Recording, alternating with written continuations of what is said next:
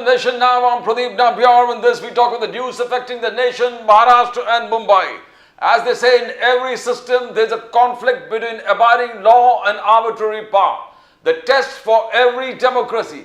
It stands or it falls according to its own choice, whether to give supremacy to the law or to the will of the people, whether to constitute a moral association maintained by duty or a physical one kept together by force.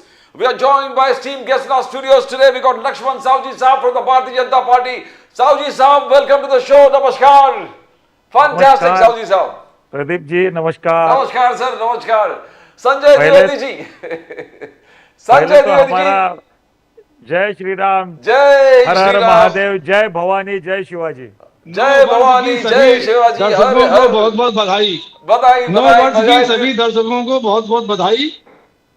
Fantastic, Dwivedi ji. साहब जी से will be shortly join with the Congress के guest अभी join करेंगे थोड़ी देर में। साहब जी साहब आपसे शुरू करते हैं। लक्ष्मण साहब जी साहब from the Bharatiya Janata party. साहब जी साहब, मोदी साहब कल सावरकर के कॉलेज का इनॉग्रेशन करने वाले। कांग्रेस का सावरकर जी के नाम पर कॉलेज होगा दिल्ली में, उनका उद्घाटन मोदी साहब करेंगे। यहां महाराष्ट्र में कैबिनेट डिसीजन हो गया कि जितने भी फार्मर्स है, जितने शेतकरी है, करीबन 1000 शेतकरी को अपना लैंड जो 5000 एकर्स के आसपास है वो वापस दिया जाएगा 25%। ये एक से एक अच्छा डिसीजन आ रहा है। एक नंबर 1 सावरकर जी के नाम पर कॉलेज का उद्घाटन। साहू जी साहब, आप सबसे ज्यादा खुश होंगे संगठन से जुड़े हुए दिल से। साहू जी साहब। प्रदीप जी हाँ हाँ 2025 शुरू होने के बाद पहला हमारा आज का संवाद है। Yes yes. तो 2025 के लिए, अगले साल के यशस्विता के लिए सबको पहले बार शुभकामनाएं देता हूं। शुभकामना आपको भी। दूसरी बात ऐसी है कि अभी 2 जनवरी है आज। हाँ हाँ 3 जनवरी की पूर्व संध्या को हम मिल रहे हैं। बिल्कुल।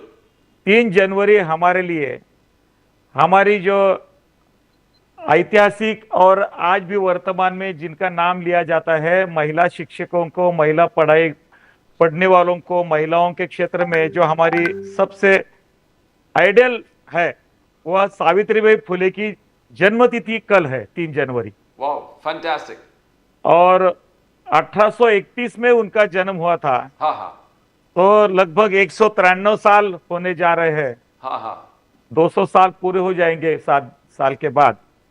तो ये उनके लिए पहले अभिवादन चर्चा शुरू होने में। बिल्कुल बिल्कुल बिल्कुल सही सही सही साहब जी साहब। हम उनको भूल कर चर्चा नहीं हम कर सकते। नहीं नहीं, और आप खासकर आपको इस चीज का बहुत बहुत ध्यान रहता है। Yes sir, yes sir. तो उनके लिए भावभीनी बहुत पहले आदरांजलि, श्रद्धांजलि, अभिवादन अर्पण करते हैं।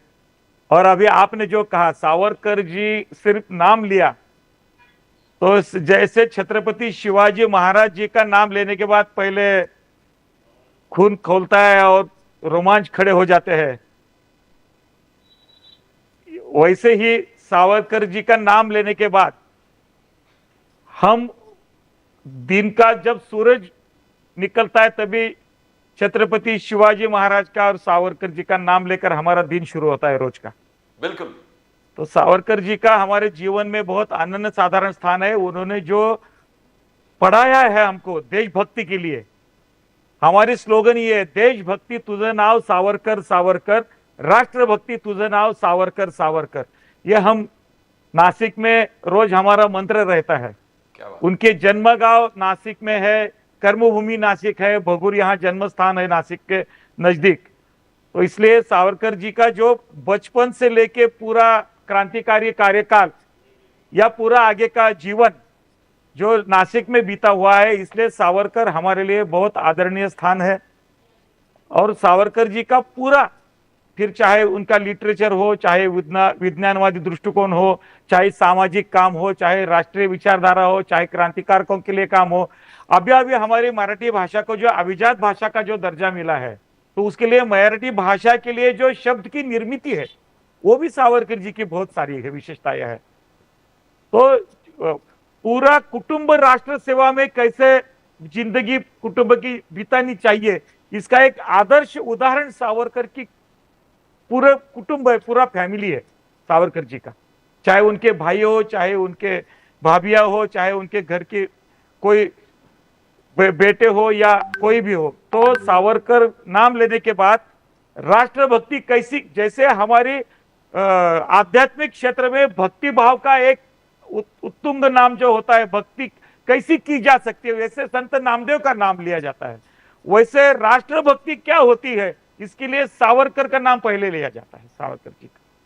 इसलिए सावरकर जी के नाम पर जो भी उपक्रम होंगे, मोदी जी कर रहे होंगे, हमारे यहाँ कोई सरकार में कर रहे होंगे, तो पूरे कार्यकर्ताओं के लिए, जनता के लिए, और जो राष्ट्रभक्त है, हम राष्ट्र सर्वोपरि मानकर जो परिवार हमारा काम करता है, क्योंकि आज राष्ट्रद्रोह ये फैशन हो गई है, और राजनीति में राष्ट्रद्रोह करने वालों के लिए हमारे ऊपर सत्ता करने की वो गुंजाइश रखते हैं।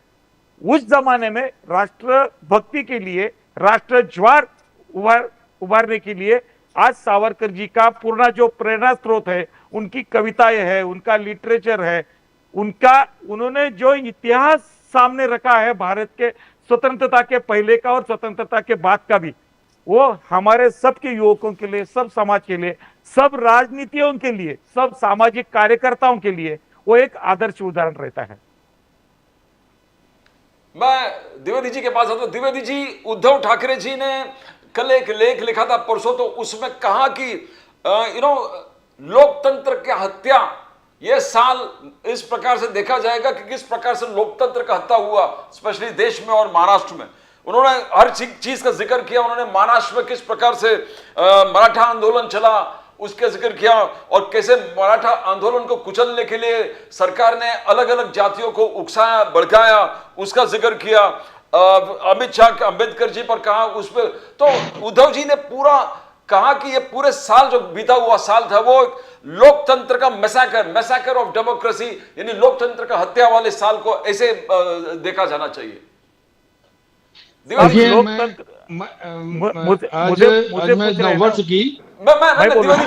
अंग्रेजी नववर्ष की मैं सभी देशवासियों को बधाई देता हूँ। पूछा गया है, मैं द्विवेदी जी को पूछता हूँ, मैं फिर आपके पास आता हूँ उसी विषय को। चले, नूतन नववर्ष की मैं सभी को बधाई देता हूँ। बधाई। आपने बड़ा अच्छा क्वेश्चन पूछा। हाँ। प्रदीप जी। हाँ हाँ। देखिए, पूरे 2.5 साल असंवैधानिक सरकार चली, जबकि सुप्रीम कोर्ट ने स्पष्ट कह दिया था कि साहब ये संवैधानिक सरकार है। उन्होंने जब राज्यपाल से लेके जितने निर्णय व्हिप जारी करने का अधिकार अध्यक्ष को होता है, सब कुछ उन्होंने लिख दिया। उसके बाद भी जिस तरह से विधानसभा अध्यक्ष ने किस तरह 16 विधेयकों का फैसला किया, दिखाई पड़ा आप लोगों को। सरकारें किस तरह से तोड़ी गई, चाहे महाराष्ट्र की तोड़ी गई हो, चाहे पार्टियां तोड़ी गई हो, चाहे आपके मध्य प्रदेश में तोड़ी गई हो, जिनके ऊपर ये भ्रष्टाचार का आरोप लगाते थे। 1000 करोड़ ईडी ने जब्त कर लिए थे इसी साल, पिछले ही साल। उस ईडी द्वारा माफ कर दिया गया, केस वापस ले लिया गया, खत्म कर दिया गया। अब आप कुछ भी बहाना बनाइए, कुछ भी कहिए। और मंत्री ऐसे हैं जिनके संबंध थे दाऊद इब्राहिम से, उनको माफ कर दिया गया, उनको पार्टी में ले लिया गया। ऐसे सांसद ही बहुत हैं। तो जो इस तरह की दल बदल विरोधी कार्रवाइयां हुई हैं, तो जो संविधान का या लोकतंत्र की हत्या से कहेंगे। और बिल्कुल सही उद्धव ठाकरे ने कहा कि ये जो सरकार इनकी है, 11 साल में इन्होंने जो काम किया है, एक काम किया इन्होंने, जवाहरलाल नेहरू को गाली देना, इंदिरा गांधी जी को देना, जबकि इंदिरा गांधी उसके सामने शायद इन्होंने कुछ नहीं किया। उन्होंने बांग्लादेश को आजाद करा दिया उस लड़ाई में। अमेरिका से लेके जितने भी थे वो लड़ाई के लिए मना कर रहे थे, लेकिन उन्होंने नहीं, सेनापति मना कर रहे थे। उन्होंने लड़ाई लड़ी और जीती, बांग्लादेश को अलग कराया, इतने महान किए। आज पीसीओस बनाई गई, किसके द्वारा बनाई गई? जो पिछले प्रधानमंत्रियों द्वारा बनाई गई। आज बेचने का काम कौन कर रहा है? देश के प्रधानमंत्री जी कर रहे हैं। तो जो चीजें जो हो रही हैं इस देश में, आज 62 करोड़ का ऋण ले लीजिए, दिवालिया घोषित कर दीजिए। 16,000 करोड़ में कोई व्यक्ति खरीद लेता है, आप 40,000 करोड़ उसको माफ कर देते हैं। तो ये क्या हो रहा है? तो ये मध्यम वर्गीय लोग जो हमारे गरीब हैं, उन पे आपने जीएसटी थोप दी, नोटबंदी थोपी थी। आज मैं एक नई चीज बता दूं आपको। पिछले साल आरबीआई ने एक आदेश दिया कि साहब साल भर जो कोई बैंक में खाता चलाएगा नहीं, ट्रांजेक्शन नहीं करेगा, लेन देन नहीं करेगा, उसके खाते बंद किए जाएंगे। मैं एक बात पूछना चाहता हूं आपसे प्रदीप जी के आपके माध्यम से कि साहब हम लोग बैंक में खाता खोलते हैं तो उस खाते का मालिक तो बैंक नहीं होता, खाते का चौकीदार हम कह सकते हैं। बैंक जो भी बैंक हैं वो हमारी चौकीदार है। तो चौकीदार को क्या अपने मन से कोई निर्णय लेना चाहिए? मालिक, घर मालिक क्या कह रहा है क्या नहीं कह रहा, पहले मालिक की सुननी चाहिए। अब आइए दूसरी बात, अभी वीर सावरकर के लिए आपने 5 मिनट बहुत कुछ बोला, बड़ी अच्छी बात है। हम लोग भी वीर सावरकर जी को मानते हैं। वीर सावरकर जी के पास आज तक सर माननीय प्रधानमंत्री जी नहीं गए होंगे। और भारत रत्न की बात अगर की जा रही है, जो भारत रत्न दिया जाए, तो इतनी आप प्रशंसा कर रहे हैं वीर सावरकर जी की, तो उनको भारत रत्न क्यों नहीं दे रहे हैं?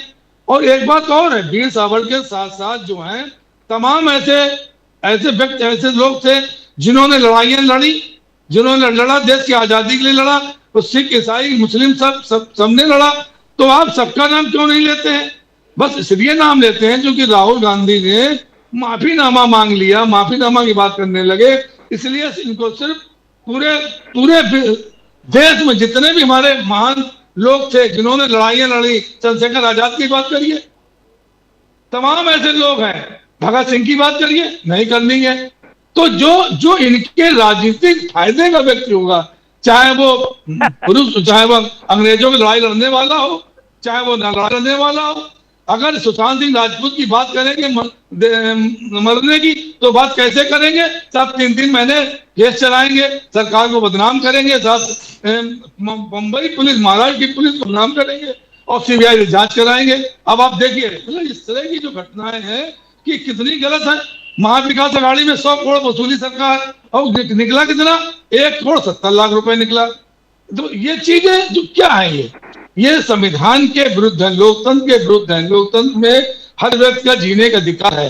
आपने शराब घोटाला उठाया, हेमंत सोरेन को गिरफ्तार किया, कोर्टों ने क्या कहा आप स्वयं देखने वाले हैं। आज ईडी के लिए सुप्रीम कोर्ट क्या कह रही है। तो जो आपने चंगू मंगू उनको बनाया और जितने लोगों को आपने विपक्ष के लोगों को जेल भेजा, तो क्या लोकतंत्र है क्या आपका? आप किसी के बारे में सिद्ध कर दिए होते कि नहीं साहब अरविंद केजरीवाल जो है सबसे भ्रष्ट नेता है और इनको सजा दे दी गई है, हेमंत सोरेन सबसे भ्रष्ट नेता है, इनको सजा दे दी। लेकिन आपके यहाँ जो आ जाता है वो 1200 करोड़ रुपए ईडी जब्त करती है और छोड़ दे, तो और उसका केस खत्म हो जाता है। क्यों खत्म हो जाता है? कि वो जो विपक्ष में जब रहता है तभी भ्रष्टाचारी है वो। तो इतने अनसुलझे सवाल इस जनता के सामने आज की डेट में है और लोकतंत्र के लिए है कि जिसका शायद जवाब देना बहुत ही मुश्किल है और जवाब ये नहीं दे सकते हैं। इसका जवाब देने के लिए इनके पास न तो महंगाई बढ़ रही, बेरोजगारी बढ़ रही, डॉलर का दाम कितना हो गया? 85 रुपए हो गया। क्यों हो गया? पर डॉलर का दाम 85 रुपए हो गया। और जिस समय 52 रुपए था, 50 रुपए था, उस समय यही प्रधानमंत्री जी महोदय हमारे कहते थे जब डॉलर का दाम बढ़ता है तो सब नीचा हो जाता है। तमाम बातें उन्होंने कही थी, वो मैं कहना नहीं चाहता हूँ। आज 85 रुपए में डॉलर हो गया है, तो क्या हमारा सम्मान नहीं गिर रहा है या देश का सम्मान नहीं गिर रहा है? तो इस तरह की बात करना, ये सब चीजें करना शायद ये देश में लोकतंत्र के विरोध में।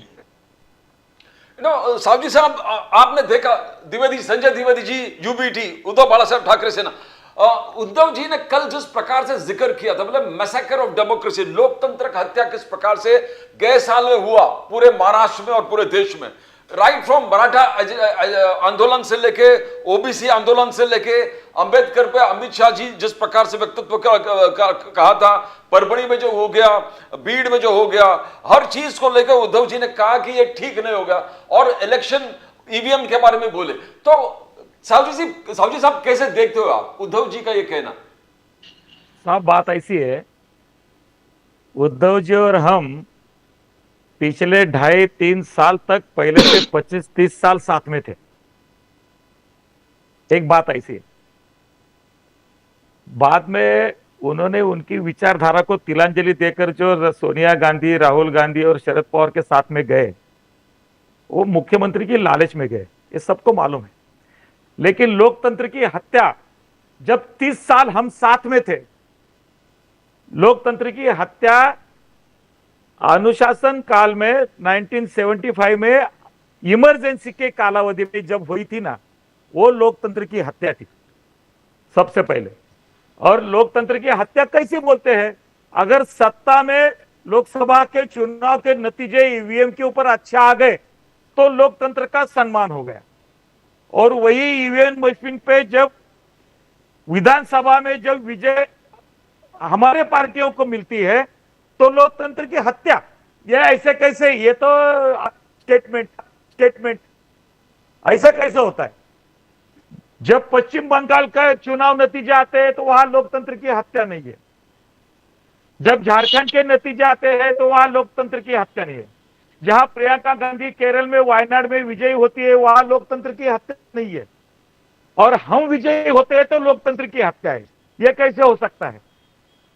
ये अवसरवादी स्टेटमेंट करना इन्होंने अभी छोड़ देना चाहिए। लोग जब जागे, कभी हार होती है कभी जीत होती है। हम साल विरोध दल में बैठे हुए लोग जब 10 साल सत्ता में आ गए तो लोकतंत्र की हत्या होने लगी। ऐसा कैसे हो सकता है? इसके लिए ये अवसरवादी स्टेटमेंट करना इन्होंने बंद कर देना चाहिए। जब तक 25 साल हम साथ में है, जब लोकतंत्र की हत्या नहीं हुई थी, और 2 साल में जब अभी सोनिया गांधी और शरद पवार की मेहरबानी से एक मुख्यमंत्री पर 2.5 साल के लिए मिल गया तो लोकतंत्र की हत्या होने लगी। ये कोई ठीक बात नहीं है। दूसरी सभी बातों के ऊपर जो हमारी सरकार 2014 से माननीय नरेंद्र मोदी के नेतृत्व में आई है, गरीबी रेखा के ऊपर 25 करोड़ लोग भारत भर से गए हैं। ये इन्होंने स्टडी करना चाहिए। पहले हालत क्या थी, पहले हमारे फर्टिलाइजर के क्या हाल थे, पहले हमारे पेट्रोल डीजल के हाल क्या है, हमारे गैस के लिए हमको कैसे लाइनें लगानी पड़ी। लाइन का राज था, हर चीज के लिए मोनोपोली थी, हर चीज के लिए लाइन लगाते थे। ये लोग भूल गए। अभी कोई चीज की मोनोपोली नहीं रह गई, अभी सब खुला हो गया। ये जो बदलाव आया है ये अचानक एक दिन में नहीं आया है। जो 2014 के चुनाव में जब हमको विजय हासिल हुई, जब कांग्रेस को नकारा गया, ये जनता ने कौन से आधार पर किया? उस समय उद्धव जी ठाकरे हमारे साथ में थे, 2019 के चुनाव में साथ में थे। दोनों भी चुनाव में, जब लोकसभा संसद के चुनाव में जब हम साथ में थे तो लोकतंत्र की हत्या हो रही थी क्या? उस वक्त लोकतंत्र की हत्या के बारे में उद्धव ठाकरे के प्रवक्ता भी बोल रहे हैं। ऐसा कैसा बोल सकते हैं? ये अवसरवादी राजनीति छोड़ दो। देश के लिए हम काम करने वाले लोग हैं, इसलिए कोई भी क्षेत्र में बैंकों की बात करते हैं। क्या बैंकों की हालत थी? पहले बैंकों का राष्ट्रीयकरण 1971 में उस वक्त की प्रधानमंत्री इंदिरा गांधी जी ने किया था और गरीबी हटाओ का नारा दिया था। सिर्फ नारे लगाने से गरीबी नहीं हटती है। बैंकों का राष्ट्रीयकरण आम आदमी बैंक के साथ जुड़ने के लिए हो गया था। आम आदमी बैंक के लिए जुड़ने के लिए 2015 साल आना पड़ा। 45 साल के बाद उन्होंने राष्ट्रीयकरण करने के बाद पहली बार आज 75 करोड़ लोग बैंक के साथ पहली बार जुड़ गए हैं। हमारी सरकार आई है इसलिए जुड़ गई है। घर में जाकर अकाउंट, जीरो बजट पे अकाउंट खोले गए हैं। ये जो आज आदमी फुटपाथ का बलून बेचने वाला हो, सिंह बेचने वाला हो, कोई भी आदमी हो, बैंक के साथ जुड़ा हुआ है। पहले क्या था? राष्ट्रीय विचारधारा में, प्रशासन के स्पीड में और आर्थिक रचना में आम आदमी जब आया है तो अभी वो देश के विकास काम में जुट गया है। यह पहली बार सोचना चाहिए। अभी करप्शन नहीं होता है डिपार्टमेंट में, यह सोचना चाहिए। जो 100 रुपया जो आदमी के लिए गवर्नमेंट देती है उसके खाते में 100 रुपया जमा होता है। जरा याद करो बोलना द्विवेदी साहब को राजीव गांधी ने क्या कहा था? 25 साल हमारे साथ में, जब भी तो सुना होगा ना। उन्होंने कहा था जब हम 100 रुपया भेजते हैं तो 15 रुपया गरीब के पास पहुंचता है। 85 रुपये, 85% पैसा प्रशासन में और करप्शन में जाता है। आज ऐसा होता नहीं है। आज गरीब के लिए जब 100 रुपये भेजते हैं 100 रुपये खाते में जमा होते हैं। चाहे किसान हो, चाहे हेल्थ कार्ड हो, कोई स्वास्थ्य कार्ड हो, चाहे महिलाओं के लिए हो, चाहे युवा के लिए हो, कोई भी योजना के जो पैसे होते हैं वो पूरे 100% उस लाभार्थी के पास जाते हैं। ये हमारी नीति है, ये हमारा गुड गवर्नेंस है। और ये बात करते हैं प्रशासन की, कोई भी डिपार्टमेंट, कोई भी काम के बारे में इनके बोलने दो, कोई भी बारे में। आज विरोधी दल जिस तरह से जो चल रहे हैं, क्या वो राष्ट्रीय विचारधारा के ऊपर चल रहे हैं?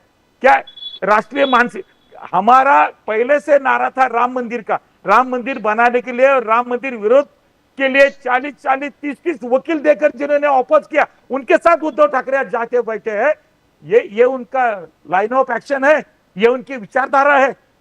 जिन्होंने राम मंदिर के लिए विरोध, आज राम मंदिर होने के बाद में सब लोग बोल रहे हैं। इतना ध्यान रखो। 370 धारा जब हमने हटा दी, 370 धारा के बारे में क्या कहेंगे? कहां खून की नदियां बहती है? कोई भी राष्ट्रीय विचारधारा का मुद्दा आएगा तो भाजपा उधर आगे है, जनता के सम्मान में है, राष्ट्र के सम्मान में है, विचारधारा के सम्मान में भाजपा आगे है। और भाजपा के साथ में जो दल है एनडीए के, वो भी उनके साथ में है। इसके बारे में सोचना पड़ेगा अपने को। और लोकतंत्र की हत्या, जब हमारा विजय होगा तो लोकतंत्र की हत्या, ऐसा कैसे होता है? लोकसभा के 6 महीने पहले जब लोकसभा के चुनाव के नतीजे आ गए तो लोकतंत्र अच्छा था तुम्हारे लिए। यह अवसरवादी नीतियां छोड़ दो और राष्ट्रीय विचारधारा में शामिल नहीं। उसका जवाब देने से सबसे बड़ी दिक्कत ये है, मैंने कहा बैंकों ने पिछले साल एक सर्कुलर जारी किया जिसमें कहा गया कि अगर साल भर लेन देन नहीं होगा तो आपके अकाउंट आरबीआई को ट्रांसफर हो जाएंगे, अकाउंट बंद कर दिए जाएंगे। मैंने क्या बोला था, अभी आपने क्या बोला? ईवीएम पे हम कहते हैं। एक चीज मुझे बता दीजिए प्रदीप जी, आप बता दीजिए एक बार हमको कि महाराष्ट्र में लोकसभा चुनाव में 5 लाख वोटर बढ़े थे और विधानसभा चुनाव 45 लाख वोटर बढ़ गए। दूसरी बात पे आइए, ईवीएम गलत है या सही है, ये कैसे जानते हैं हम? दूसरी 99% बैटरी जो है वो 17 राउंड के बाद क्यों निकलती है? क्या वायनाड में निकली, क्या झारखंड में निकली, हरियाणा में निकली, इसके बाद महाराष्ट्र में निकली, और जहां जहां निकली वहां भारतीय जनता पार्टी के प्रत्याशी जीता। तो आप पहले बात सुनिए, मैं क्या कह रहा हूं। अगर ईवीएम की मशीन लोकसभा चुनाव में चुनाव हुआ, क्या किसी ने शिकायत की? 99% की बैटरी वाले बैटरी निकली है, आप भी थे वहां पे, और हम विपक्ष पर महाराष्ट्र विकास अघाड़ी के लोग भी थे। आप कहते साहब महाराष्ट्र अघाड़ी के मुख्यमंत्री बनने के लिए हमने गठबंधन कर लिया, तो एकनाथ शिंदे आपके यहाँ क्या नौकर में आए थे क्या? वो मुख्यमंत्री बनने नहीं आए थे? क्यों मुख्यमंत्री बना दिया आपने? आपने तो मुख्यमंत्री बना दिया, 40 विधायक बना दिया। जबकि जबकि जबकि उद्धव ठाकरे यही बात कहते कि 2.5 साल का मुख्यमंत्री होना चाहिए, हमारा मुख्यमंत्री है 2.5 साल के लिए, 2.5 साल के लिए अपना बनाइए। लेकिन आपको पार्टी तोड़नी थी। पार्टी तोड़ने के लिए आपने क्या किया? पार्टी तोड़ने के लिए आप एकनाथ शिंदे को मुख्यमंत्री बना दिया। अब क्यों नहीं बना दिया? अभी तो उस समय तो आप बड़ी पार्टी थी, उसमें 129 थे आपके, उसमें 105 थे, अभी तो आप 105 थे। क्यों बना दिया आपने? अब क्यों नहीं बनाया? देखिए मानसिकता, कैसी मानसिकता राजनीति करने की है वो यही समझ में आ जाती है, वो दिखाई पड़ने लगती है। आपका झूठ फरेब सब दिखाई पड़ने लगता है। जब जब जब एकनाथ शिंदे पार्टी में लाए उस समय आपने क्यों उनको मुख्यमंत्री बनाया? कि आपकी मजबूरी, अगर आप मुख्यमंत्री नहीं बनाएंगे तो पार्टी नहीं तोड़ेंगे। अब क्यों नहीं बनाए? तो जब एकनाथ शिंदे आप जरूरत नहीं, वो चाहे आपकी पार्टी के साथ रहे और चाहे ना रहे, चाहे नाराज रहे, चाहे जो भी रहे, आप गुलाम बना के उनको रखे हुए रखिए, हमें तो खुशी है। लेकिन उद्धव ठाकरे को मैं सैल्यूट करता हूँ, ना उन्होंने 2014 में आपकी गुलामी सहन की, ना उन्होंने आपकी गुलामी 2019 में सहन की। विधानसभा चुनाव 2014 हुए, आपने एनसीपी के माध्यम सरकार, उसके बाद हमने समर्थन दिया, आपको 6 महीने बाद समर्थन दिया। 2019 में हमने क्या किया? आपने तुरंत मीटिंग करा के अडानी से मीटिंग की और आपने ज्यादा 48 घंटे 72 घंटे का मुख्यमंत्री बना दिया। अब जब आपने को मुख्यमंत्री बना दिया, आप हमारे साथ गठबंधन चाहते हैं तो हम अपनी बात नहीं करेंगे क्या? हम महाविकास अघाड़ी ज्वाइन, आप जेजेपी से गठबंधन कर लो, अलग चुनाव से आप नीतीश कुमार पहले नीतीश कुमार डीएनए टेस्ट कराते हैं, उसका दूसरा गठबंधन कर लीजिए। पीडीपी से प्रॉब्लम क्या है आपका?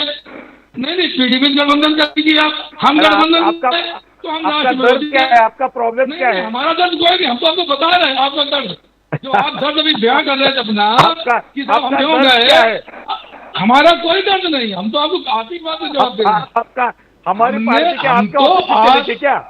हम तो आपकी पार्टी का आपकी बातों का जवाब दे रहे हैं कि जो आपने कहा। अगर हम मुख्यमंत्री बनने के लिए गए थे, एकनाथ शिंदे को तो आप मुख्यमंत्री बना के लिया, क्यों बनाया था आपने उस समय? ना बनाते आप, नहीं ना बनाते ना, वो रुक जाएंगे तो मैं बात करता हूँ उनसे। नहीं बिल्कुल आप बात करिए, मैं रुक रहा हूँ। आप रुकने के बाद बोलता हूँ। बोलिए साहब साहब बोलिए। प्रदीप जी, बोलिए साहब। माननीय द्विवेदी साहब जो प्रवक्ता है, इनको पहले 6 महीने में संजय राउत और उद्धव ठाकरे के शिंदे के बारे में क्या क्या स्टेटमेंट है उनको एक बार पढ़ो बोलना। आप शिंदे जी को छोड़ दीजिए, मैं बिना शर्त आपको सपोर्ट करता हूं। उद्धव ठाकरे जी ने देवेंद्र फडणवीस जी को जाकर मिलकर बोला था, मालूम है आपको? आप शिंदे जी की अभी आप हमदर्दी बता रहे हैं क्या? शिंदे जी का जो हमने सम्मान किया, बाला साहब ठाकरे की विचारधारा पर डटे रहे शिंदे जी, इसलिए उनका सम्मान हुआ। यह आप ध्यान में रखो। आपने उनका जितना अपमानित किया शिंदे जी को राउत ने और उद्धव ठाकरे ने पिछले साल भर में, 1.5 साल में, 2 साल में, जरा याद करो। आज क्या उनके बारे में हमदर्दी बता रहे हैं जब आपका सब डब्बा गुल हो गया? जब आपको याद आ रही है क्या शिंदे जी की? शिंदे जी के बारे में हमदर्दी बता रहे हैं। शिंदे जी का सम्मान उन्होंने बाला साहब ठाकरे की विचारधारा पर डट कर रह गए। इतना ध्यान रखो, बाला साहब ठाकरे जी के हिंदुत्ववाद को कितने हिंदुवादी आप पार्टी के हैं। सोनिया गांधी और राजीव गांधी के फोटो के सामने अगरबत्तियां नहीं जलाई शिंदे जी ने। जैसे रुक जाइए, सुन लीजिए पहले, ध्यान रखो, सुन लीजिए राजीव गांधी के तस्वीर के सामने अगरबत्ती जलाई ना, सुन लीजिए प्रदीप जी। शिंदे जी ने ऐसा नहीं किया। शिंदे जी ने बाला साहब ठाकरे जी की विचारधारा का सम्मान किया। सुन लीजिए, बड़ी अच्छी बात आप कह रहे हैं। हाँ, 2019 में प्रदीप जी को मालूम है, विचार को सुन लीजिए बात करते हैं सम्मान की। अरे भाई अब सुन तो लीजिए ना, मैं रुक गया था ना आपकी बात के लिए। बोलिए, मैं आपकी बात में रुक गया था ना, अब हमारी बात सुन लीजिए। 23 जनवरी को पिछले अरे मेरी बात सुन लीजिए पहले, मेरी बात सुन लीजिए। 23 जनवरी को सुन लीजिए पहले मेरी बात। साहब की तस्वीर भी नहीं थी, क्या बात? अरे सुन लीजिए पहले, आप बड़े बड़ी भक्त हैं, बहुत। बोलिए अरे हम 2019 में प्रदीप जी भी जानते हैं। सुन लीजिए, एकनाथ शिंदे ने कहा था हम भारतीय जनता पार्टी के साथ सरकार नहीं बनाएंगे, और सरकार गठन का लेटर एकनाथ शिंदे लेके गए थे। आप प्रदीप जी से पूछ लीजिए, ये पूरे मीडिया में है। आपको जानकारी नहीं है, अगर आपको जानकारी नहीं है तो जानकारी रख लीजिए। जब एकनाथ शिंदे उद्धव ठाकरे के साथ थे सेनापति, आपने बना दिया उनको गरीबपति, आपने बना दिया गुलाम। हमदर्दी है। एकनाथ शिंदे सेनापति थे उद्धव ठाकरे के साथ में, और आपने क्या बना दिया? गुलाम। आपने गुलाम बना दिया, मैं तो कह रहा हूँ ना, आपने गुलाम बना के उनको उद्धव ठाकरे के साथ सेनापति के रूप में एकनाथ शिंदे को क्यों नहीं बनाया? अपने वो दिल से पूछेंगे, दिल से समझेंगे। बाला साहब ठाकरे को अगर आप इतना चाहते हैं तो भारत रत्न क्यों नहीं दे दिया? वीर सावरकर को भारत रत्न क्यों नहीं दे रहे? एकनाथ शिंदे ने 2019 में लेटर दिया है कि साहब हम भारतीय जनता पार्टी से गठबंधन नहीं करेंगे, गठबंधन नहीं करेंगे। एकनाथ शिंदे की बयान है, आप प्रदीप जी को क्लियर कर दीजिए। अभी प्रदीप जी को क्लियर कर देंगे बाजू होकर आपको। अरे प्रदीप जी को क्लियर कर देंगे। भाजपा के साथ गठबंधन आपको क्यों छोड़ना पड़ा?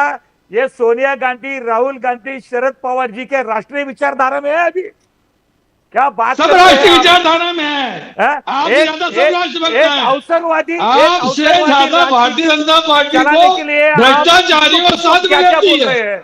आप देखिए, भ्रष्टाचारियों को, जिनको पहले खुद भ्रष्टाचारी कहेगी, खुद भ्रष्टाचारी आरोप लगाएगी, उसके बाद उनको अपनी पार्टी में शामिल कर लेगी। जिसको मातोश्री में उनके साथ कुछ तो भी गलत बातें हुई, ये बात सही है क्या? उसके बारे में जरा पूछे इनको। ये मीडिया क्यों चल रहा है? मीडिया में 2 दिन से संजय राउत जी को मातोश्री पर क्या हो गया? ये सब आपकी मीडिया है, ऐसा क्या आपकी मीडिया चला रही मानवर। इसके बारे में क्या जानकारी है आपके पास? इसके बारे ये सब आपकी मीडिया है, कुछ भी चला है। संजय राउत जी के बारे में ये जो बात, न्यूज आ रही है पूरी मीडिया पे, मीडिया तो चला रही है कि उद्धव ठाकरे भारतीय जनता पार्टी ज्वाइन कर रहे हैं। भाई मीडिया भी चला रही है। कौन ज्वाइन कर रहा है?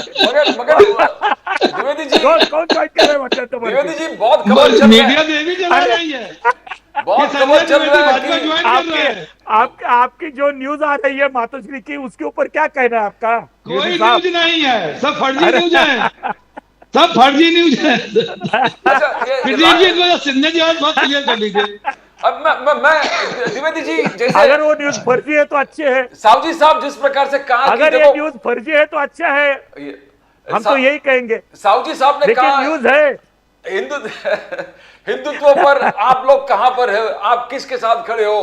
प्रियंका गांधी जी जब बैग लेके गई, बैग में पैलेस्टाइन बैग था, वो वही मुस्लिम तुष्टिकरण का राजनीति है। तो आप कैसे, जब राहुल गांधी जी, अखिलेश यादव संभल जाता है तो एक ही चीज को लेकर बैठता है कि फायरिंग पर हो गए, मगर जो हिंदुओं पर अत्याचार है उस पर बात नहीं होता।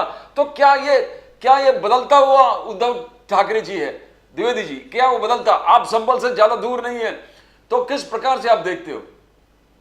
देखिए, बाला साहब ठाकरे की अगर आपने हिस्ट्री पढ़ी हो, या बाला साहब ठाकरे को अगर आप जानते हो, उनके तमाम वीडियो भी कहिए मैं आपको भेज दूं।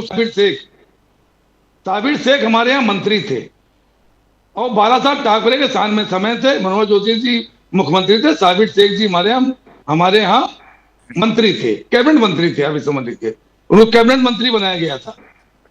बाला साहब कहते थे, मैं किसी भी जाति धर्म के विरोध में नहीं, मैं उस व्यक्ति के विरोध में हूं जो देश में आतंकवादी घटनाएं करता है, देश को डराता है और देश के साथ गद्दारी करता है, मैं उनके विरोध में हूं। आप उनके तमाम वीडियोज हैं, चाहिए ना हो तो ये मैं भेज दूंगा। उनका स्पष्ट ही बात थी। और साबिर शेख एक बार उनके मंच में बैठे हुए थे, तो उन्होंने देखिए कहा कि मेरे साथ बहुत से मुस्लिम भाई शामिल हैं। वो अब्दुल हमीद की बड़ाई करते थे, अब्दुल कलाम जी की बड़ाई करते थे, और तमाम ऐसे लोगों की बड़ाई करते थे जो जिन्होंने देश के लिए सम्मानजनक कार्य किया, देश के लिए कुर्बान हुए, देश के लिए बलिदान हुए, उनकी हमेशा विषय बात किया करते थे।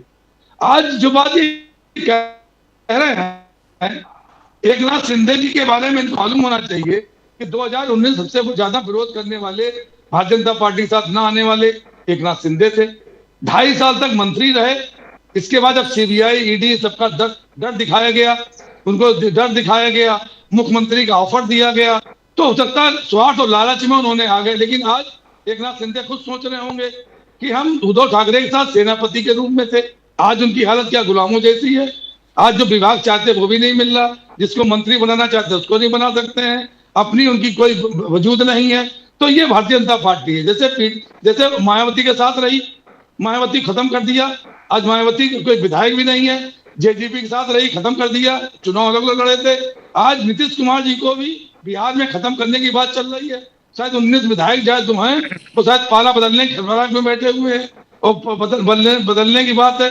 या इनसे जहां जिन से गठबंधन हुआ, आप अकाली दल था, अकाली दल को आप देख लीजिए, जो 3 कानून ये लेके आए थे, उनकी केंद्रीय मंत्री ने कहा था ये कानून के बारे जो में है, सवाल किया, संबल छोड़कर बाकी सब बातें कर रहे हैं। मैं उस पर भी आ रहा हूँ, आपकी तरह नहीं हूँ मैं। संबल छोड़कर सब बातें कर रहे हैं आप। मैं आपकी तरह नहीं हूँ, मैं सब पे आ रहा हूँ, संभल पे भी आ रहा हूँ, सब जगह आ रहा हूँ।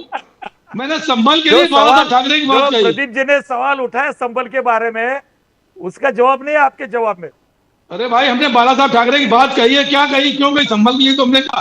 आपके अगर ज्ञान हो आपके पास, अगर आप ज्ञानी पुरुष हो तो आप समझ जाते हैं। की बात कर रहे हैं, संभल के बारे में बात नहीं, आप ज्ञानी पुरुष होते हैं तो आप समझ जाते हैं मैंने क्यों बात उठाई। कि आपके हिंदुत्व में किसी की व्यक्ति जान लेना, हम वसुधैव कुटुंबकम के आदि हैं, हम वसुधैव कुटुंबकम हम मानते हैं। उसमें क्या कहा गया है? सभी जातियों का हम आदर करेंगे, सभी साथियों के साथ हम रहेंगे और सभी का सम्मान करेंगे। अगर वहां गोली चलाई गई है, अगर उसमें लोग मरे हैं, इसकी जांच होनी चाहिए प्रॉपर कि आखिरकार गोली क्यों चलाई। इतना बड़ा काम हो गया था क्या कि बिना गोली चलाए, बिना आंसू गैस गोले खोले, पानी कैनाल छोड़े, आपने सीधे गोली चला दी। और गोली चलानी भी थी, निश्चित एक बात कही गई है, गोली चलाई जाती है वो पैरों के नीचे चलाई जाती है, पैरों के नीचे, चाहे इनकाउंटर आप करें चाहे कहीं करें, लेकिन आप गोली सीने के ऊपर नहीं चला सकते हैं, ये बात निश्चित है। अगर उद्धव जी ने कहा या हम कह रहे हैं तो आपके तो वो कह रहे हैं। आपके मोहन भागवत जी की बातें सुन लीजिए ना। इस समय वो क्या कह रहे हैं, शिवलिंग मत ढूंढिए। शिवलिंग क्यों ढूंढ रहे हैं? शिवलिंग तो आप ढूंढने गए थे ना। तो मोहन भागवत जी से क्या आप बड़े हैं? भारतीय जनता पार्टी मोहन भागवत से बड़ी है क्या? आप बता दीजिए अभी डिबेट में कि मोहन भागवत हम कुछ नहीं मानते हैं, वो जो बोलते हैं वो गलत बोलते हैं, उनका कोई मतलब नहीं है। जब मोहन भागवत जी विरोध कर रहे हैं सब चीजों का, तो आप दूसरे के लिए कैसे कह सकते हैं? आप दूसरे के लिए कैसे बात कर सकते हैं जब मोहन भागवत जी आपके चीख चीख के कह रहे हैं कि ये हिंदू मुस्लिम जो चल रहा है, राजनीति चल रही है, वो गलत है, ऐसी राजनीति नहीं होनी चाहिए, शिव मंदिरों के नीचे शिव नहीं ढूंढने चाहिए, शिव नहीं ढूंढने चाहिए, कौन कह रहा है? आप इसका जवाब दीजिए मुझे। तो मैं सावजी साहब आप बात कर, फिर मैं वापस द्विवेदी जी के पास जाऊं। आप बोलिए सावजी साहब बोलिए। साहब बात ऐसी है, ये जो हमारे आदरणीय द्विवेदी जी है या दूसरे दल के जो प्रवक्ता होते हैं, ये लोग जो सबसे विरोधी दल के लोगों की जो प्रॉब्लम है ना, सरकार की जितनी भी एजेंसियां है, चाहे सरकार किसी के भी हो, एजेंसियों को संविधान के दायरे में काम करना पड़ता है। ईडी हो, चुनाव आयोग हो, जब हमारे सैनिक पाकिस्तान पर हमला भी करते हैं तो ये मिलिट्री के ऊपर शक करके उनको प्रूफ मांगते हैं। तो ये जो सरकार की जितनी भी, सरकार चाहे कोई भी हो, सरकार के एजेंसियों को जो काम राष्ट्रहित में करना पड़ता है, संविधान के दायरे में करना पड़ता है। ईडी का निर्माण कब हुआ है, ईडी का डिपार्टमेंट कब चालू हुआ है, ईडी क्यों निर्माण करना पड़ा, ये इन्होंने थोड़ा इतिहास में झांक कर देखना चाहिए। और आज ईडी को जब स्वायत्तता दी है तो इनको क्यों बुरा लग रहा है, ये ठीक नहीं है। चुनाव आयोग भी चुनाव आयोग के दायरे में काम करता है, संविधान के दायरे में काम करता है, उनका जो राइट का स्क्वायर है उसमें काम करते हैं, वहां उनकी यंत्रणा लगी रहती है। फिर ये राजनीतिक दल और चुनाव आयोग ये इकट्ठा करना, ये एक दूसरे में मिक्सअप करके बातें करना और कुछ भी करके हम सही कर रहे हैं ये लोगों के सामने लाना, ये गलत है। सरकार की जो एजेंसियां काम कर रही है उनको बढ़ावा देना चाहिए, उनको प्रोत्साहन देना चाहिए। उन्होंने अच्छा काम किया तो अच्छा बोलना चाहिए, उन्होंने बुरा काम किया तो फिर बुरा बोलना चाहिए। लेकिन जब देश के हित में जब ये सभी सरेआम पूरी एजेंसियां काम करती है तो पूरी एजेंसियों को देश में और देश के बाहर बदनाम करने की जो साजिश चली है इन लोगों की, ये कभी कभी भारतीय जनता पार्टी और विरोधी दल को विरोध करते करते राष्ट्रद्रोह में कब जाते हैं इनको भी पता नहीं चलता है। ये ठीक देखिए है, प्रदीप जी, मैं क्या जवाब दे दूं? ईडी के लिए आप बोलिए 10 सेकंड में जवाब देता अभी हूं। साहब हमारे सामने आज अगर कोई चिंता की बात है तो बांग्लादेश के 13 जजों ने आकर हमारे इस्कॉन के संत को जमानत रद्द की है। ये हमारे लिए प्रॉब्लम है आज बहुत बड़ा। इसके बारे में सोचो, इसके बारे में चर्चा नहीं करेंगे ये लोग। हमारे यहाँ क्या हो रहा है, हमारे यहाँ गलत क्या, सही होते हुए भी गलत क्या हो रहा है ऐसा बताएंगे। लेकिन आज देश के सामने समस्या क्या है, चुनौती क्या है। बांग्लादेश को अगर स्वतंत्रता के लिए जब हमने प्रयास किए हैं, बांग्लादेश स्वतंत्रता, हमारे हर एक सिटीजन ने उसको टैक्स दिया है, हमारे टैक्स के ऊपर वो पले है। और आज इस्कॉन के एक संत को जब जमानत रद्द की जाती है, उसको ऊपर राष्ट्रद्रोह का खटला चलाया जाता है बांग्लादेश में, इसके बारे में इनको चिंता नहीं है। ये क्या हिंदुत्व का नाम लेंगे? बोले द्विवेदी जी, बोलिए द्विवेदी जी। हिंदुत्व के इशू पर उद्धव ठाकरे जी क्या बहुत दूर चला गया है? उनको क्या हिंदुत्व के इशू अब कोई इशू? अरे हिंदुत्व की तो बात ही नहीं कर रहे हैं सर, ये प्रदीप जी हिंदुत्व की तो बात ही नहीं कर रहे हैं। इन्होंने भी बड़ी अच्छी बात कही कि पुलिस को अपना काम करना चाहिए, ईडी को अपना काम करना चाहिए, सीबीआई को अपना काम करना चाहिए। बड़ी अच्छी बात कही आपने भाई, मैं भी मानता हूँ। सुन लीजिए, मैं मान्यवर भाई मेरा सुन लीजिए, थोड़ा सबर रखिए, मैं भी सबर रखे था। सुशांत सिंह राजपूत का केस महाराष्ट्र की पुलिस देख रही थी, उन्होंने वो अपनी बात भी नहीं कर पा रहे थे। उन्होंने जांच की पूरी, उन्होंने एक रिपोर्ट दी, तो आप सीबीआई के पास बिहार में केस दर्ज करके सीबीआई के पास क्यों चले गए भाई? नहीं, सीबीआई को आपके महाराष्ट्र की पुलिस पे आपको विश्वास नहीं था। मतलब आप करो सही, हम करें गलत। ईडी की बात कर लीजिए आप, आपके लोगों से 8 करोड़ रुपए बरामद होते हैं बेटों के साथ, ईडी वहां तो कुछ नहीं कहती है। और ईडी उन पे कार्रवाई करती है जो आपके विपक्ष में है। हेमंत सोरेन हुए, अब एक हमारा चैनल था, चैनल के खिलाफ ईडी सीबीआई ने जांच की, और इसके बाद क्या हुआ, जब चैनल बिक गया वो, तो ईडी सीबीआई कह रही था इनके खिलाफ मामले में कोर्ट में कोई जा गया है। सुन लीजिए भाई, पहले सुन लीजिए, कोर्ट में क्या, जब सुनना, उसका भी जवाब मैं देता हूं आपको, मैं उसका भी जवाब दे रहा हूं। आपने उस चैनल को जब खरीद लिया गया, ईडी ने आज आपके तक एक काम गलत किया है ऐसा कोर्ट में से आप साबित कर सकते हैं? अरे भाई, ईडी आप का सुन तो एक लीजिए भी पहले ना, गलत है। पहले सुन लीजिए पहले, आप बाद में बोलिएगा। मैं भी आपकी बात ध्यान से सुन रहा हूँ, जहां ऐसे नहीं पैसे है। मिले हैं, जहां कैश मिली है, ये नकारा जा सकता है क्या? अरे भाई, हमारी बात तो सुन लीजिए पहले आप ना। मैं ईडी की थोड़ी बुराई कर रहा हूँ, मैं सीबीआई की बुराई नहीं कर रहा हूँ। मैं कह रहा हूँ एक चैनल था, प्रतिष्ठित चैनल था, उसके ऊपर केस लगा दिया गया, और जो चैनल बिक गया उसके बाद वो केस हटा लिया गया। कह दिया गया साहब हमको इनके खिलाफ सबूत ही नहीं मिल रहे। ये क्या मतलब इसका भाई? और आपके राज्य में आपके उसमें हो रहा है, आप केंद्र में बैठे हो, इस तरह के किसी के ऊपर आरोप लगाना कोई समझ बात आती है? आपने शराब घोटाले में क्या किया? एक आपने अपराधी को पकड़ा, उस अपराधी से आपने अरविंद केजरीवाल से लेके सबके नाम लिखा लिए, उसको आपने क्लीन चिट दे दी ईडी ने। मैं ईडी की बात कर रहा हूँ, मैं बात नहीं कर, ईडी की बात कर रहा हूँ। तो हाईकोर्ट सुप्रीम कोर्ट को बोलना पड़ा कि इस तरह की जो भी चीजें होंगी वो ईडी इस तरह काम नहीं करेगी कि किसी को गिरफ्तार करके उसके माध्यम से लिखवा ले और उसके बाद उस पर आरोप लगा दे तो उनको जेल पहुंचवा दिया जाए। ये गलत है। दूसरी बात चाहिए, आप अनिल देशमुख महाराष्ट्र के गृह मंत्री थे, आपने उनके ऊपर 100 करोड़ का आरोप लगा दिया एक कमिश्नर के माध्यम से, और कमिश्नर को गायब कर दिया। अरे वो पुलिस कमिश्नर जो आपके राज्य में अरे रुक तो जाइए, सुन तो लीजिए ना। अरे पहले सुन लीजिए भाई, के ऊपर आरोप आपको समय मिलेगा। अरे आपको समय, अरे आपको समय मिलेगा भाई, रुक जाइए। अरे आप रुक जाइए, लगाया अनिल देशमुख के अरे ऊपर। भाई आप समय मिलेगा आपको ना, अरे आपको समय मिलेगा। आरोप अरे आपको समय मिलेगा भाई, आप थोड़ा सबर तो करें। आपने जिस पुलिस कमिश्नर को आपने नियुक्त किया वो, अरे भाई आप नियुक्त किया, ठीक है, हमने मंत्री नियुक्त के किया, खिलाफ आपने आरोप दे रहा है कोर्ट में। अरे भाजपा को क्यों दोष मान रहे हैं आप? अरे मैं क्यों दोष देना बता तो रहा हूँ मैं आपको, सुन तो लीजिए ना मेरी बात। अरे सुन तो लीजिए पूरी बात ना, आपका अंदरूनी जो आपको सुन तो लीजिए ना। अरे सुन लीजिए पहले भाई, द्विवेदी जी वो हाईलाइट कर रहे हैं 100 करोड़ का एक्सटॉर्शन, 100 करोड़ रुपए का वसूली सरकार का आरोप लगाया गया। 100 करोड़ अब किसने लगवाया था? आरोप किसने किया? पहले आप बताओ, आरोप पत्र किसने दिया कोर्ट में? पहले आप कोर्ट सुनेंगे तो में मैं आरोप बताऊंगा पत्र ना। किसने दिया? एक ही सवाल का जवाब तो लीजिए ना। 100 करोड़ के वसूली सरकार का आरोप पत्र कोर्ट में किसने दिया?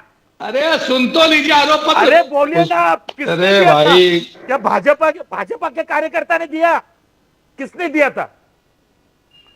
आपने अब जो सुनेंगे? दिया पुलिस कमिश्नर उसने दिया था। अरे सुनेंगे ना, अब सुनेंगे क्या नहीं सुनेंगे? बोलिए द्विवेदी जी, बोलिए, उत्तर दीजिए। सुन तो लीजिए ना, आरोप 100 करोड़ का नहीं लगवा, 100 करोड़ का आरोप पत्र आया है 1,70,00,000 का। वसूली का हाईकोर्ट जमानत हो रही थी। टारगेट हमको दिया अरे है। रुक तो जाइए भाई, आप भाजपा सुन को तो लीजिए। टारगेट नहीं दिया था, पुलिस को दिया था। अरे भाई फिर आप चिल्लाने लगे बीच में, यही मैं कहता हूँ ना, आप हमारे ऊपर आरोप लगाते हैं और कुछ चिल्लाने लगते हैं आप। साहब 2 मिनट सुनिए, 2 मिनट सुनिए ना, बोलिए द्विवेदी जी बोलिए। उन्होंने जो वसूली करने का आरोप लगाया था, वो कमिश्नर थे, तो उन्होंने वसूली वालों को गिरफ्तार क्यों नहीं किया था? आरोप लगाने से क्या मतलब है? वो पुलिस कमिश्नर थे, इसी सिद्ध होता है कि वसूली जो कमिश्नर जो है, अरे भाई फिर बोलने जेल में जाता है और क्या हो। अच्छा मैं पूछता हूँ हमारी बात सुन लीजिए द्विवेदी जी, मरकड़वाड़ी पे आते हैं। उद्धव ठाकरे जी ने मरकड़वाड़ी पे बहुत उन्होंने कहा कि ये मरकड़वाड़ी इलेक्शन पे बहुत दोष दिया। बोले हरियाणा महाराष्ट्र में लास्ट फेज में यानी 5 बजे के आसपास जिस प्रकार से वोटर के टर्नआउट बढ़ गए, ये बहुत बड़ा चिंता का विषय है। मरकड़वाड़ी होने नहीं दिया, मरकड़वाड़ी को रोके। द्विवेदी जी कुछ टिप्पणी करना चाहोगे उस पर?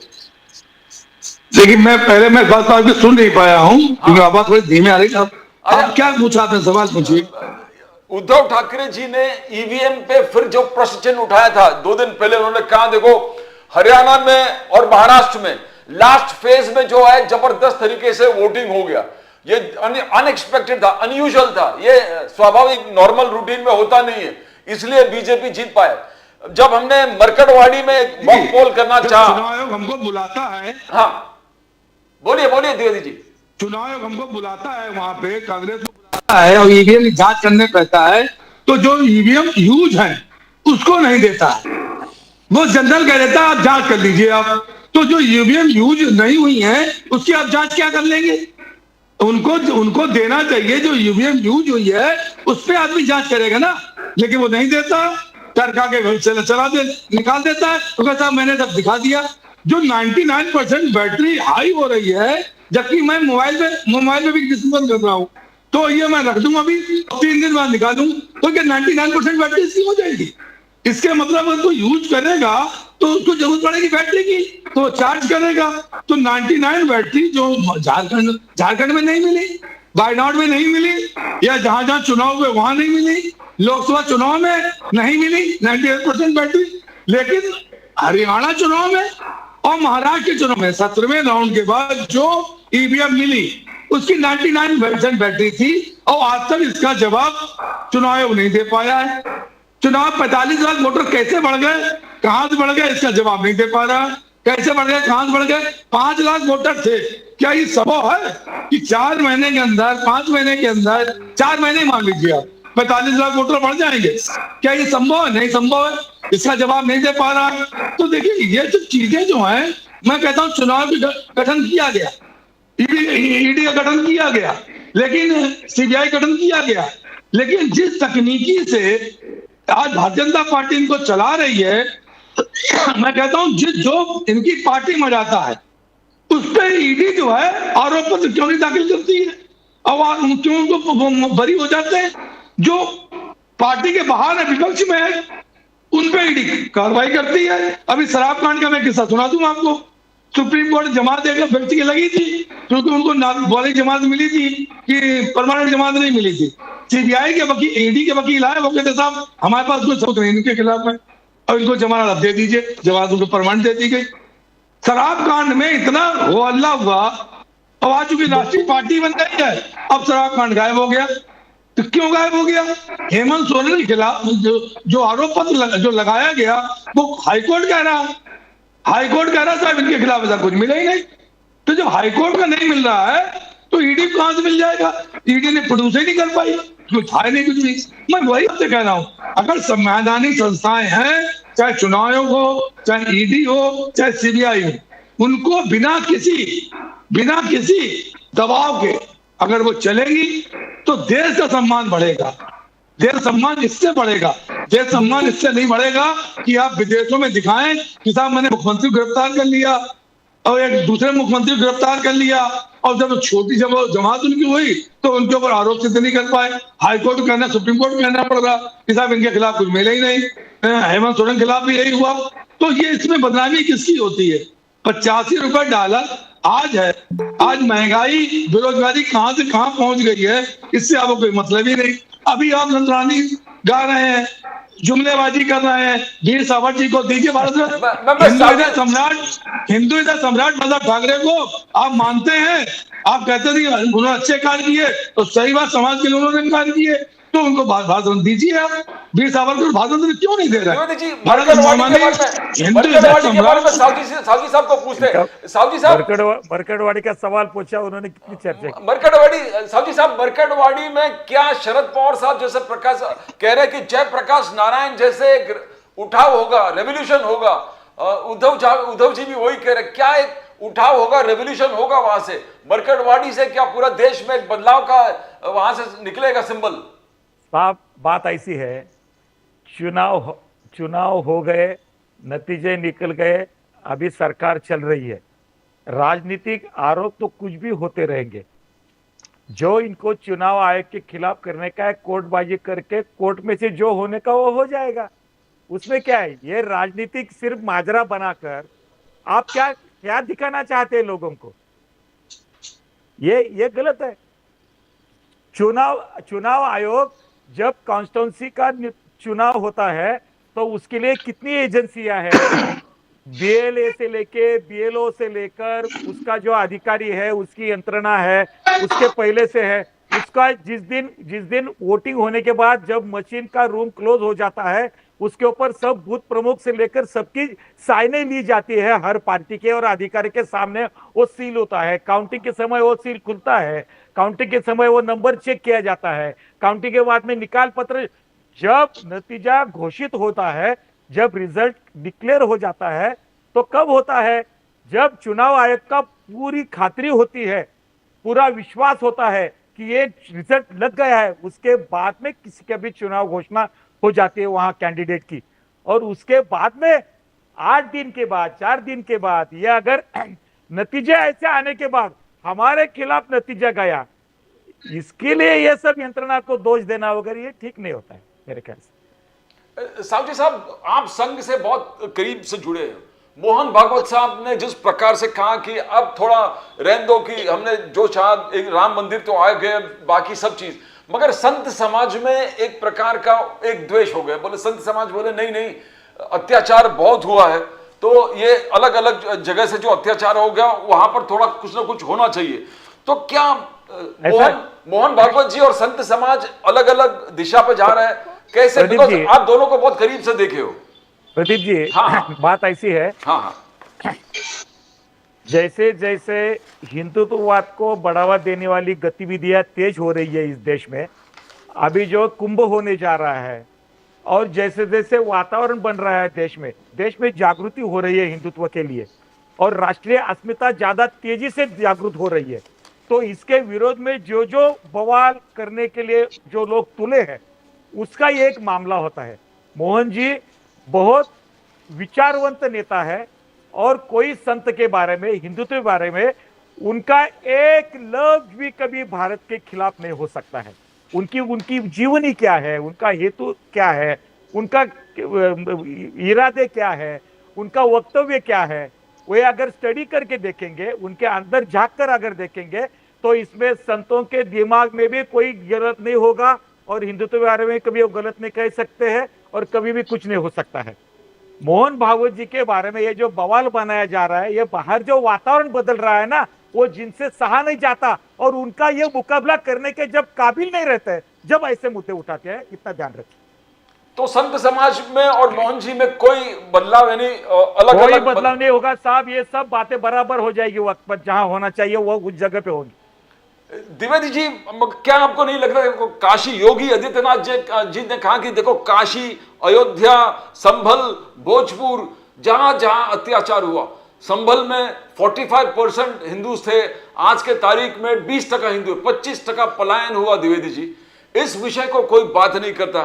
काशी पर जो है अभी काम अधूरा है, अयोध्या हो गया, संभल तो पूरा बाकी है, अब कहां कहां खुदाई से क्या क्या निकल रहे हैं वहां से। भोजपुर में यही दशा है कि कोई मंदिर के ऊपर जिस प्रकार से, तो क्या उद्धव ठाकरे जी हिंदुत्व, बाला साहब ठाकरे जी हिंदुत्व, क्या हम दूर हो गए? संभल में हम असली विषय के बारे में बात ही नहीं कर रहे, हिंदुओं को पलायन के बारे में बात नहीं कर रहे, संभल में बाकी जो इश्यूज हैं एक ही तरफ, एक ही दृष्टिकोण लेके चले हैं, राहुल गांधी जी हो, अखिलेश यादव जी हो, मगर उद्धव ठाकरे जी क्या उद्धव ठाकरे जी हिंदुत्व फिर अपनाएगा? देखिए, मैं जवाब दे दूंगा आपकी बात का प्रदीप जी। हाँ, बोलिए। सुप्रीम कोर्ट द्वारा राम मंदिर का निर्माण हुआ, भारतीय जनता पार्टी के नेताओं को इसको अपने ऊपर नहीं लेना चाहिए। जिस तरह से मंदिर का ताला राजीव कांग्रेस के समय में खुला था, सुन लीजिए पहले। कोई दिक्कत नहीं, आप वाह करिए, अच्छी बात वाह कर रहे हैं आप, बहुत सुंदर बात है, आपको वाह करना चाहिए। सुप्रीम कोर्ट ने मंदिर निर्माण का आदेश दिया, इसमें कोई भारतीय जनता पार्टी कोई ऐसा ऐतिहासिक कोई विजय नहीं है। शिलान्यास, जहां तक मैं बता दूं आपको, राजीव गांधी प्रधानमंत्री थे, उन्होंने जब शिलान्यास कराया था, उसके बाद ही सिंधु परिषद, वहां भारतीय जनता पार्टी कान खड़े हुए, इसके बाद उन्होंने अपना आंदोलन शुरू किया। ताला कांग्रेस के समय में खुला था। अगर जो भावी ढांचा विध्वंस हुआ, भावी ढांचा गिराया गया, अगर नरसिम्हा राव 4 घंटे के लिए पूजा पाठ में व्यस्त न होते तो शायद ढांचा हम गिरा नहीं सकते। क्यों कि उनको जो केंद्रीय रिजर्व बल है उसको मुख्यमंत्री आदेश नहीं दे सकता, उसको केंद्र सरकारी आदेश देती है, लेकिन उन्होंने 4 घंटे तक अपने को बंद कर लिया, वहां से कोई आदेश नहीं आया। हमारे राम भक्तों ने कांग्रेस के रिदिम में उस ढांचे को गिरा दिया, जिसके बारे में मैंने पहले बताया था। अडवाणी जी ने क्या कहा कि साहब हम ना आरएसएस इसको गिराने नहीं गए थे, हमने तो कहा साहब ये आतंकवादी घटना है, उसको उन्होंने मानने से मना कर, तमाम ऐसी चीजें हैं। मैं ये बोल के बता दूं आपको जहां तक इसकी बात है कि मंदिरों के नीचे क्या निकल रहा है, प्रदीप जी, सब 70 साल हमको देश आजाद हुए हो गया। उससे उससे पहले अंग्रेजों ने, हम अंग्रेजों के गुलाम थे हम। उससे पहले जो जो बाहर से आक्रमणता आए, हमारे बाबर वगैरह आए, उनके गुलाम हम रहे। उन्होंने क्या काम किया? उन्होंने हमारी जो संस्कृति थी, जो हमारी परंपराएं थी, जो हमारा इतिहास था, उसको दबाने का काम किया उन्होंने। आप देखिए, नालंदा विश्वविद्यालय को उन्होंने छद्म किया था, तमाम ऐसे उन्होंने कार्य किए, और जो निर्माण ये हुए हैं ये उन्होंने कराए। मैं एक बात कहता हूं, जब हम जब एक साथ रह रहे हैं वसुधैव कुटुंबकम की एक भावना लेके जो हिंदुत्व के अंतर्गत आती है, और आपने कहा साहब उद्धव ठाकरे क्या हिंदुत्व में दोबारा आएंगे? तो क्या उद्धव ठाकरे हिंदू नहीं है? संजय द्विवेदी हिंदू नहीं है क्या? या प्रदीप जी आप हिंदू नहीं है क्या? राम मंदिर के दर्शन करने अपनी कैबिनेट के साथ उद्धव ठाकरे नहीं गए थे क्या? 1 करोड़ रुपए का चंदा जो उद्धव ठाकरे ने राम मंदिर निर्माण के लिए दिया था, वो किस भावना से दिया था? या किस भावना से वो राम मंदिर का 3 बार दर्शन करने गए? क्यों गए वहां पे? देखिए, ये कहना गलत है कि वो हिंदू नहीं है, वो हिंदुत्ववादी नहीं है, ये सब कहना गलत है। 140 करोड़ जनता में अगर 10 करोड़ हमारे मुस्लिम भाई है, 12 करोड़ मुस्लिम भाई है, सिख है, बाकी जनता तुम्हारी हिंदू है। कौन ऐसा व्यक्ति हुआ जो जय श्री राम नहीं बोलेगा, जो जय सिया राम नहीं बोलेगा? ये जो जबरदस्ती के नैरेटिव फैलाना, इस तरह की बात करना, देश को गुमराह करना, देश को नेताओं को बदनाम करना, ये बहुत अच्छा विषय जो है वो भारतीय जनता पार्टी जानती है कि किसको कैसे बदनाम करना, किसको नहीं करना। क्या इनको नहीं मालूम है? क्या इनको दीपक केसरकर ने मेरे साथ जब वो कर रहे थे, डिबेट कर रहे थे, दीपक केसरकर की मैंने भेजा भी प्रदीप जी आपके पास है, अपना डिबेट की कॉपी मैंने भेजी, चाहे आप उनको सुना दीजिए।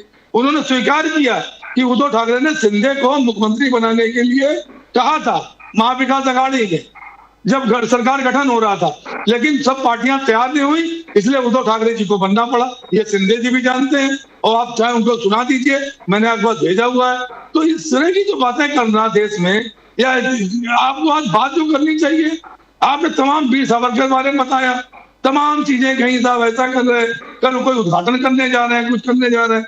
इसकी जगह पर अगर आप भारत रत्न दे दे उनको, माननीय हिंदू हृदय सम्राट की बात करते हैं आप, उनको भारत रत्न दे दे आप, तो शायद इसलिए हमसे तो कहता हूं कि आप भारत रत्न भगत सिंह को भी दीजिए, चंद्रशेखर आजाद को भी दीजिए, जितने भी हमारे जिन्होंने देश आजाद कराने में अपना बलिदान दिया, जो हमारे शहीद हुए, उनको आप भारत रत्न दीजिए। अच्छी बात है, ये कोई इसमें बुराई नहीं है, क्योंकि उन्होंने देश के लिए काम किया।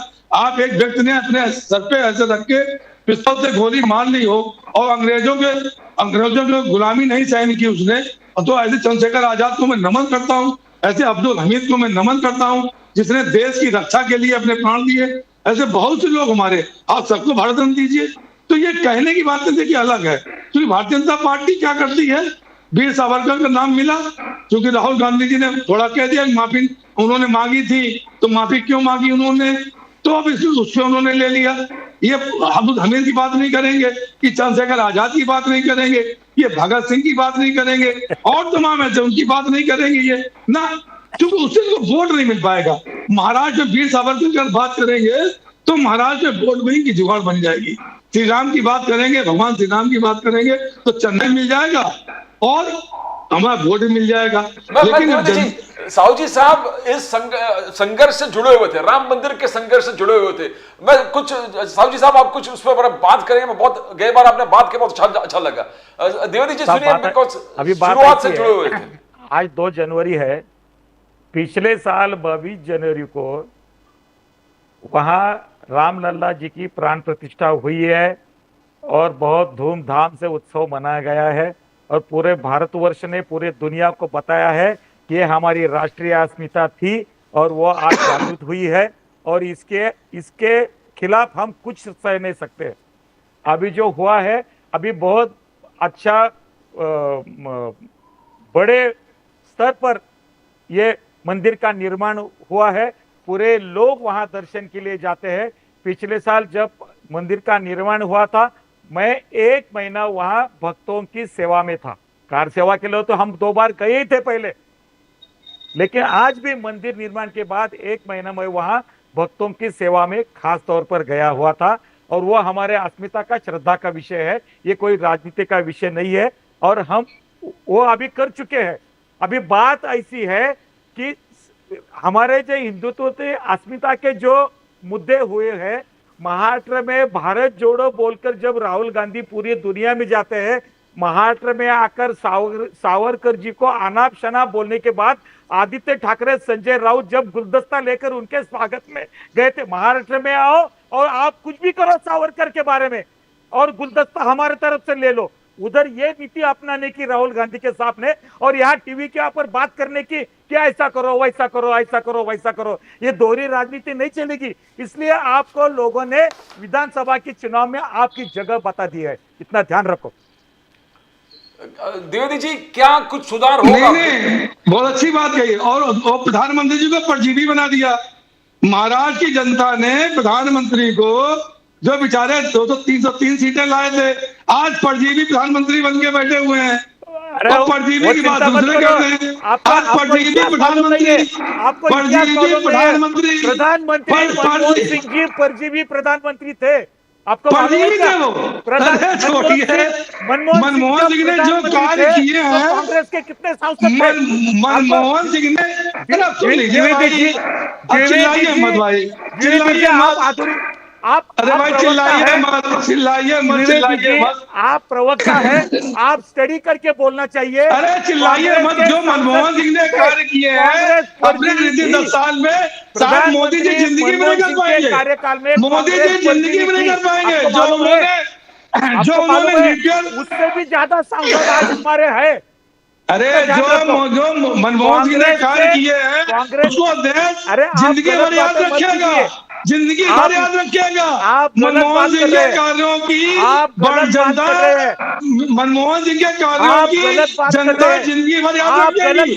91 में पुजारी हो गए आजकल उद्धव ठाकरे सेना, ये कांग्रेस की पुजारी हो गई आजकल। अरे भाई अब सुन तो लीजिए, पुजारी हो गए आप भी पुजारी हो, आप भी परजीवी हो, आप भी नीतीश कुमार के परजीवी हो, आप चंद्रबाबू नायडू के परजीवी हो, आप भी परजीवी हो भाई, आप भी पुजारी हो, आप भी पुजारी हो भाई।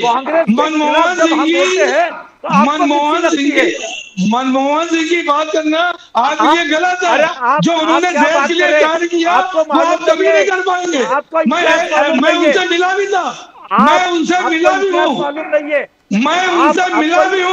आपको इतिहास नहीं मालूम है, इतिहास की जानकारी इकट्ठी कर लीजिए, इतिहास की जानकारी इकट्ठी कर लीजिए। प्रवक्ता मत अरे नहीं, आप जानकारी इकट्ठी कर लीजिए। चलो बना लीजिएगा मुझको, आप कांग्रेस प्रवक्ता बना लीजिए भाई। आप सब कुछ कर सकते हो, आप सब कुछ कर सकते हो। अभी आप बोलते हैं अभी आप कांग्रेस के खिलाफ बोले तो आपको मिर्ची लगती है। आपका ये जो दोहरा राजनीति है ना आपका, वो बंद करो। साहब जी साहब, मनमोहन सिंह से आप कांग्रेस के प्रवक्ता है क्या उबाटा के हैं? अरे भाई अब सुन लीजिए मेरी बात। मनमोहन सिंह से मेरे सवाल का जवाब दो। अधूरा जवाब दे रहा हूं भाई, आप सुनो तो। आपका गलत जवाब सुनने के लिए हम नहीं बैठे हैं। आप सही बोलो, जिंदगी में सही बोल रहे हैं। सुन लीजिए, जवाब सुन लीजिए मेरा। सच बोलो। कांग्रेस के सांसद कितने थे? कांग्रेस के उस समय कांग्रेस के सांसद कितने थे आपको मालूम है? सुन लीजिए, 209। अरे क्या सुन लीजिए, उससे ज्यादा सांसद आज हमारे हैं। परजीवी कांग्रेस है पहले से। Okay, Congress thanks Saudi sir, we come to the end of the program. परजीवी कांग्रेस थी। We come to the end of the program. Thank you so much Saudi साहब। आज लालू प्रसाद के तलवे चाट रही है कांग्रेस। बिहार में लालू प्रसाद और नीतीश के तलवे चाट रही है। सर 10 सेकंड मुझे और तब कार्यक्रम बंद करिए सर। आप चाट रहे हो, इतना ध्यान रखो। 10 सेकंड मुझे दे दीजिए, कांग्रेस की हालत थोड़ा समय मुझे दे दीजिए। आज कांग्रेस की बिहार में हालत क्या है? अरे ठीक है, शांत हो जाइए। अरे जब तक पानी पी लीजिए सर, पानी पी लीजिए, पानी पी लीजिए। अरे पानी पी लीजिए, जब तक सर पानी पी लीजिए। अरे पानी भी 10 सेकंड मुझे दे दीजिए। 10 सेकंड बोलिए 10 सेकंड मुझे दे दीजिए। मेरी चिंता, अरे भाई 10 सेकंड दे दीजिए। कांग्रेस आप पानी पी लीजिए, पानी पी लीजिए। आपकी पूरी, अरे भाई पानी पी लीजिए आप ना। कांग्रेस में गिरवी पड़ी है। Okay, that's the end of the program. Sorry, sir. Thank you so much. Trivedi ji, thank you so much. और कांग्रेस परजीवी है। साहू जी साहब थैंक यू, लक्ष्मण साहू जी साहब thank you so much, Bhajpa Congress से Sanjay Dwivedi ji thank you so much, thank you so much for being on the show. Sahu ji साहब thank you so much, it has been a fantastic. Lalu Prasad के घर में गिरवी पड़ी है और उभरता सेना कांग्रेस के पास गिरवी पड़ी है। बात करते हैं। थैंक यू साहू जी साहब, thank you so much, thank you Sahu ji, thank you Dwivedi ji, thank you so much Dwivedi ji. Thank you. जय श्री राम, जय हर श्री- महादेव, जय भवानी, जय श्री जय राम, शिवाजी। जय शिवाजी, जय भवानी, श्री राम, जय हर हर शिवाजी, महादेव। जय सिया राम, जय नमस्कार श्री राम, जय भाई साहब श्री को, सबको नमस्कार मेरा। नमस्कार, नमस्कार। सभी दर्शकों को नमस्कार। Thank you so much. साहब, आपका ये एक बात ऐसी वर्ष है, खूब उज्जवल भविष्य बने, आज- खूब आज अच्छा स्क्रीन हो, पे- खूब सुनो। अच्छा रहे आपका, खूब आपकी तरक्की हो, आपकी सब मनोकामनाएं पूर्ण हो। मैं सभी देशवासियों के लिए भगवान से दुआ करता हूँ कि आप सुखी रहें, संपन्न रहें, आबाद रहें। जय हिंद, जय महाराष्ट्र। प्रदीप जी आज पिक्चर नहीं दिखाई दिया। पीछे क्या नहीं दिखाई दिया? पिक्चर दिखाई नहीं दिया आज। अच्छा पिक्चर नहीं दिखाई दिया, मैं इंजीनियरिंग बिल्कुल पूरे डिबेट में सिर्फ हम ही दिखते रहे। अरे। द्विवेदी जी का दर्शन मेरा नहीं हुआ आज। तो जो करा देंगे। सिर्फ मार्गदर्शक हुआ। थैंक यू साहू जी साहब, thank you thank you, thank you sir, thank you. जय श्री राम, नमस्कार। Thank you so much. Jai- Thank you. As we end the program, we always end with the preamble to the Constitution, which says, "We, the people, hereby resolve to constitute India into a sovereign, socialist, secular, democratic republic, and to secure to all its citizens justice, equality, liberty, and fraternity. Justice that is social, economic, and political. Equality is equality before the law and equal protection of rights. Where liberty is freedom of speech, expression, faith, worship, and belief, and the right to life, liberty, and pursuit of happiness. And where fraternity is concerned, we believe in the territorial and political integrity of the nation and eternal brotherhood. Whichever party, whoever comes to rule or whoever is the opposition, the fundamental duty of all parties is to see that the pillars of the Constitution are protected, are secure and protected. Because if the pillars of the Constitution are secure, the Republic survives, the people of the Republic survive. That's all from Pradeep Nambiar Nation. Now we'll come again with more news from the nation, Maharashtra and Mumbai. Till then, it's bye for now.